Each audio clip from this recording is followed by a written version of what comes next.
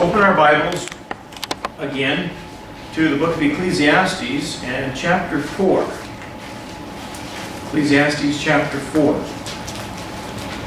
Got down as far as verse 6 last week. So let's continue beginning at verse 7. Then I returned and I saw vanity under the sun. There is one alone, and there is not a second. Yea, he hath neither child nor brother, yet is there no end of all his labor. Neither is his eye satisfied with riches. Neither, saith he, for whom do I labor, and bereave my soul of good? This is also vanity, yea, it is a sore travail. Two are better than one, because they have a good reward for their labor. For if they fall, the one will lift up his fellow, but woe unto him that is alone when he falleth, for he hath not another to help him up. Again, if two lie together, then they have heat. But how can one be warm alone? And if one prevail against him, two shall withstand him. And a threefold cord is not quickly broken. Stop there for a little bit. What follows here are some thoughts on the merits of being alone or else getting married and raising a family. In verse 12, there's an application that can be made outside of marriage to friends or relatives who stick together.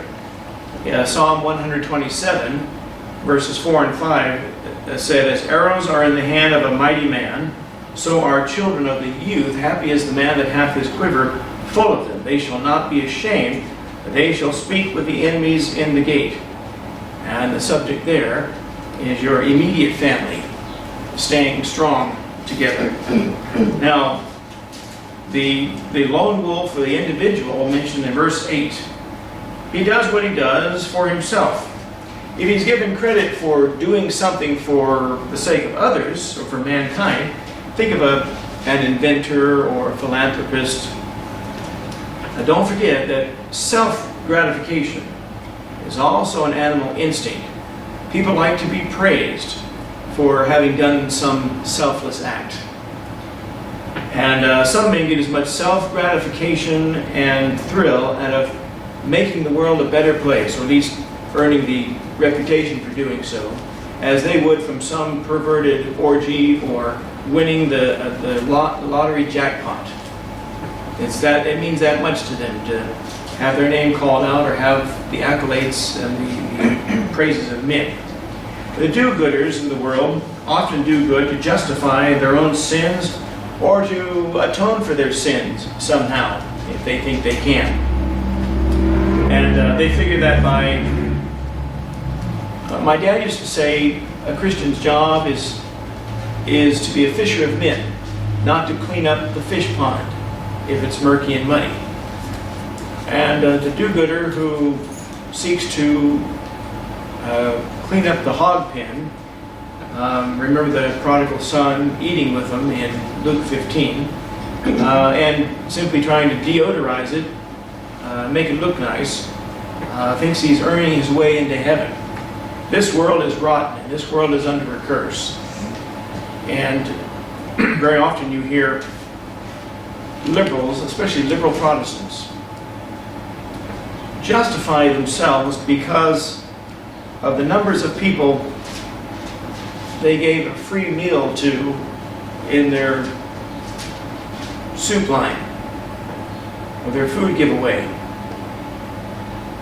And very often, little or nothing is said or done to reach that lost sinner who needs to be forgiven of his sins.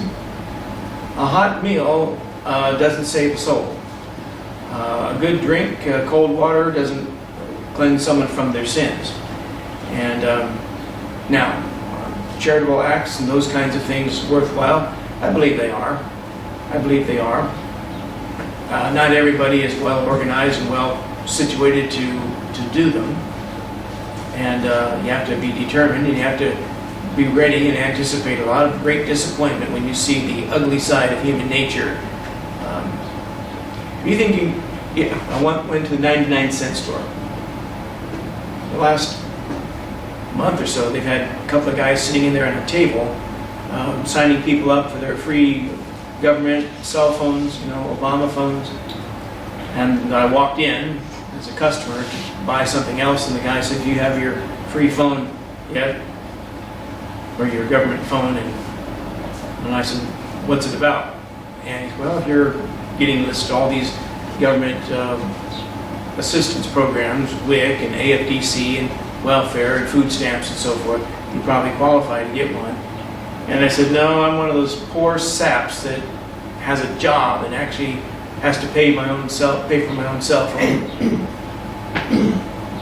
And I said, "Apparently I'm paying for theirs too." If you can't afford to have one, you don't get to have one. Amen. That's basically, if you can't afford it, you don't get to have one. When you can afford it, then you can get your own. Until then, you'll have to make do without it. That's not always, I don't want to go off on a tangent here, but it's not always easy to give away things to people that don't have it.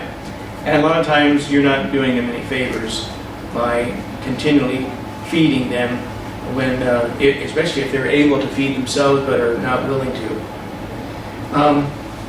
But some men get a lot of great self-satisfaction and gratification by having a reputation for doing good for other people, making the world a better place, and they don't have any idea where they're going when their life is over. Now, you think that if a man had no family responsibilities, he would be satisfied pretty easily, but that's not the case.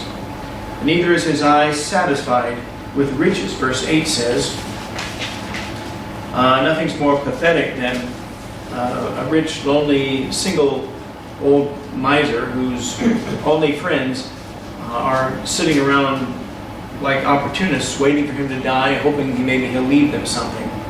Someone said there's nothing more pitiful than a tired, old, worn-out sinner who's still trying to court this world long after she's turned him down. I've seen a lot of fellows like that. I come here with a lot of funeral home humor, so I hope you'll indulge me from time to time. When I see people, older ladies, and on occasion older men too, that show up to attend funeral services, and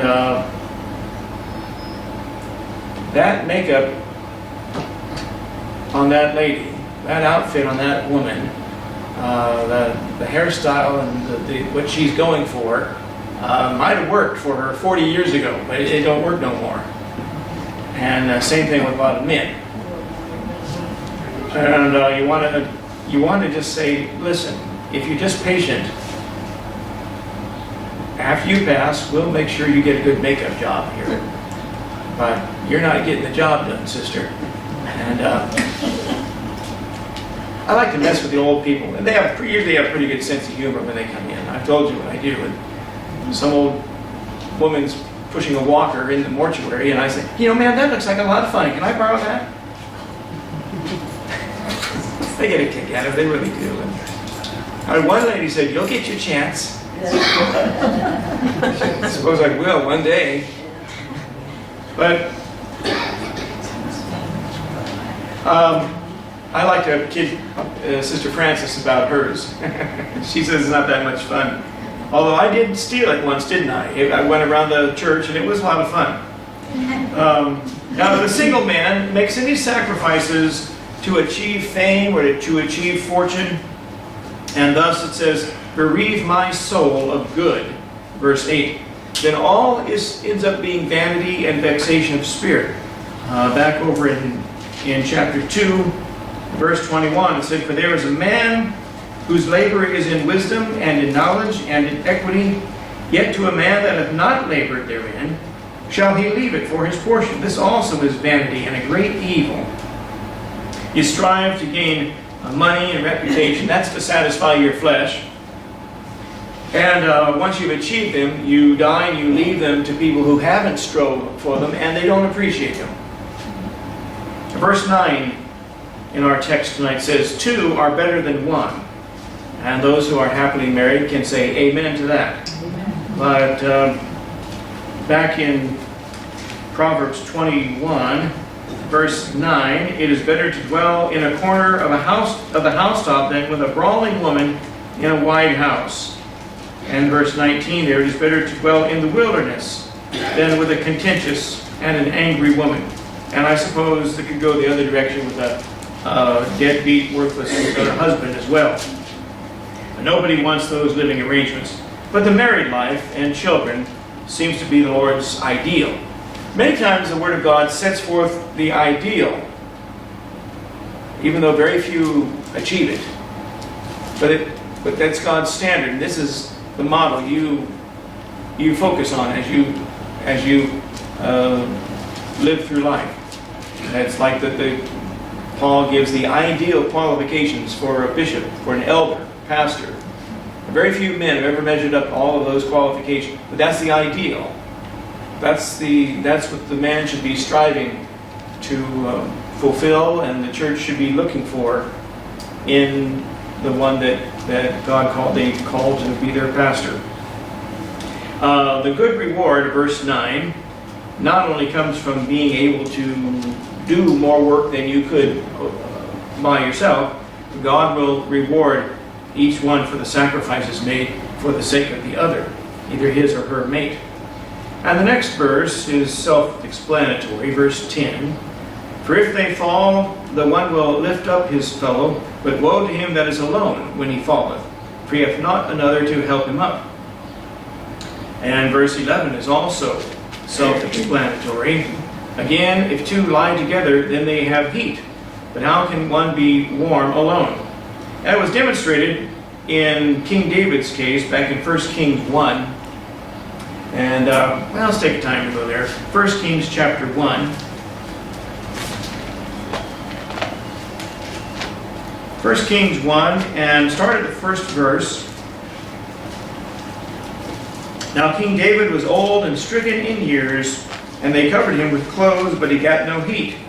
Wherefore his servants said unto him, Let there be sought for my lord the king a young virgin, and let her stand before the king, and let her cherish him, and let her lie in thy bosom, that my lord the king may get heat.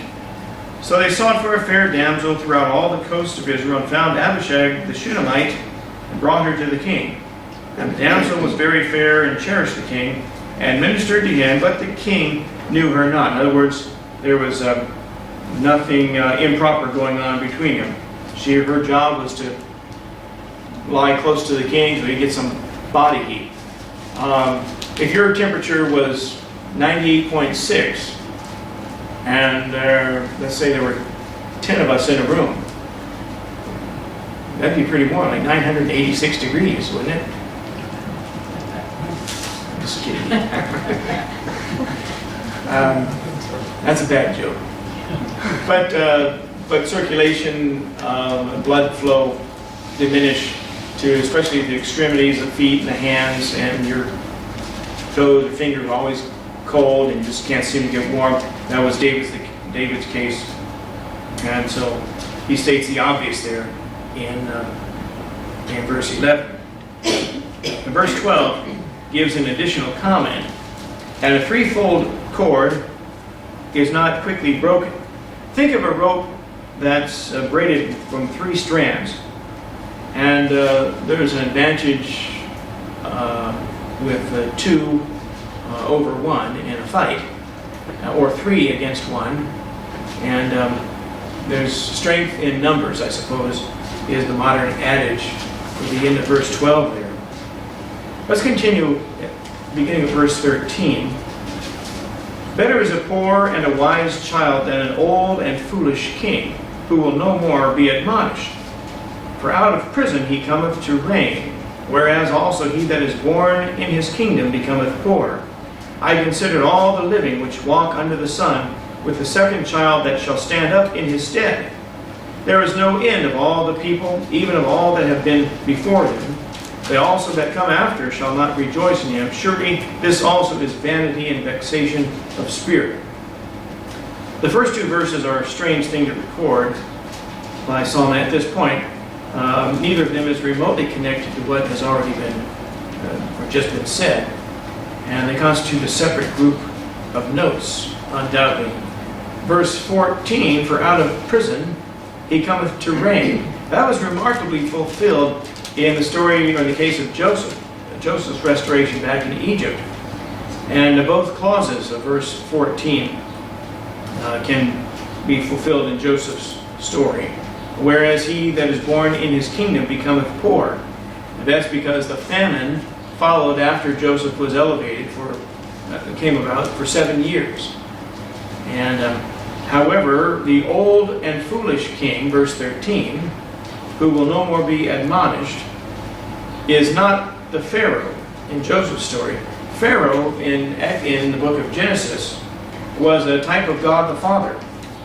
He elevated Joseph there in Genesis chapter 41, making him the second highest ruler in all of the land of Egypt, and one of the greatest types of the Lord Jesus in all of the Old Testament. So in that elevation of Joseph, Pharaoh was a type of God the Father, exalting his son. And a child can be poor and he can wind up in New Jerusalem, or he can be rich and wind up in hell. Think of the rich man and Lazarus, Luke 16. And he find himself there begging for water. The old and foolish king is not identified, but the scriptures would seem to point to Solomon himself, and he may be writing autobiographical. Go back to 1 Kings chapter 11.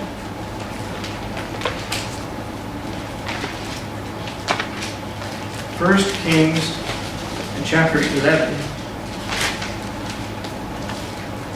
Let's start there at verse 3. 1 Kings 11, verse 3. And he had 700 wives, princesses, and 300 concubines, and his wives turned away his heart. For it came to pass when Solomon was old, that his wives turned away his heart after other gods, and his heart was not perfect with the Lord his God, as was the heart of David his father. For Solomon went after Ashtoreth, the goddess of the Zidonians, and after Milcom, the abomination of the Ammonites. And Solomon did evil in the sight of the Lord, and went not fully after the Lord, as did David his father. Then did Solomon build an high place for Chemosh, the abomination of Moab, in the hill that is before Jerusalem, and for Molech, the abomination of the children of Ammon. And likewise did he for all his strange wives, which burned incense and sacrificed unto their gods.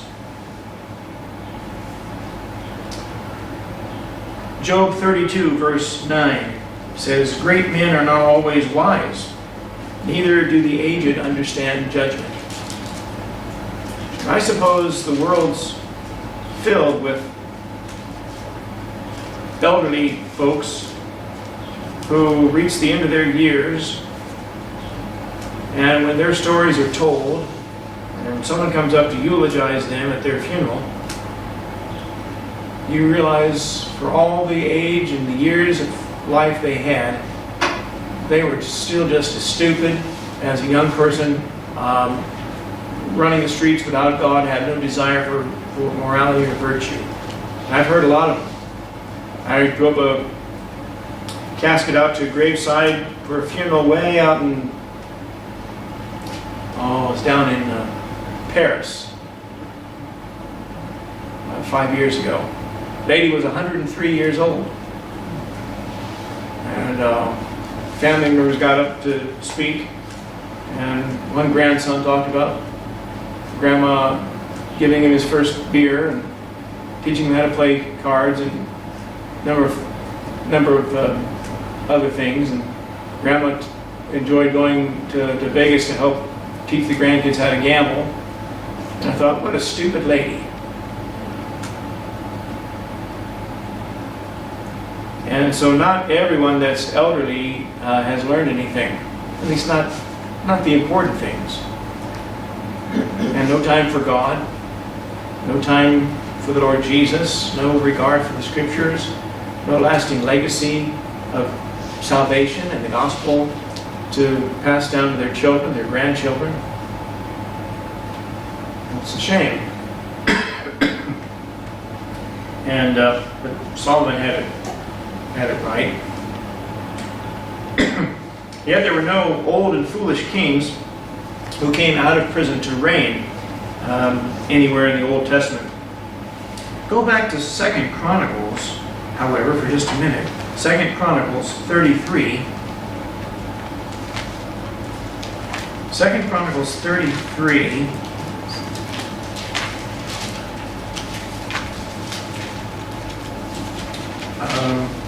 We'll start at verse 10. And the Lord spake to Manasseh and to his people, but they would not hearken. Wherefore the Lord brought upon them the captains of the host of the king of Assyria, which took Manasseh among the thorns, and bound him in fetters, with fetters, and carried him to Babylon.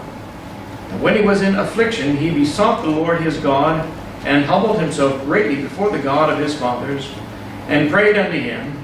And he was entreated of him, and heard his supplication, and brought him again to Jerusalem into his kingdom. Then Manasseh knew that the Lord, he was God. So Manasseh was brought out of prison, comes out of prison to reign once again in Jerusalem. But in his case, he was not foolish when he was old. And the precise application of the verse is presently unknown. The part there that says, verse 14, for out of prison he cometh to reign. There may be some prophetic application that we're unaware of right now, or some prophetic fulfillment yet to be revealed. And then it says the second, well, let's read verse 15 again. I considered all the living which walk under the sun, with the second child that shall stand up in his stead. The second child, verse 15, would be the successor to the throne, who would stand up presumably after the first heir, the older one, was dead.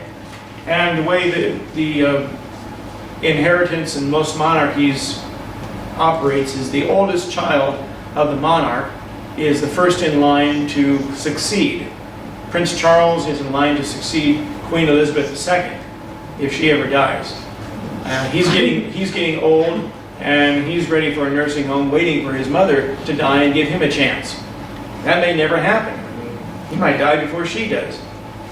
But and then his firstborn, and then his firstborn, and the second of each generation tend to get left out in the cold. My family, my mom's side, my grandfather traced our lineage back many generations, and I'm an 18th cousin to Prince Charles, twice removed. That is 17, 18 generations back. He and I had the same ancestor, the 2 or 3 sons of the king.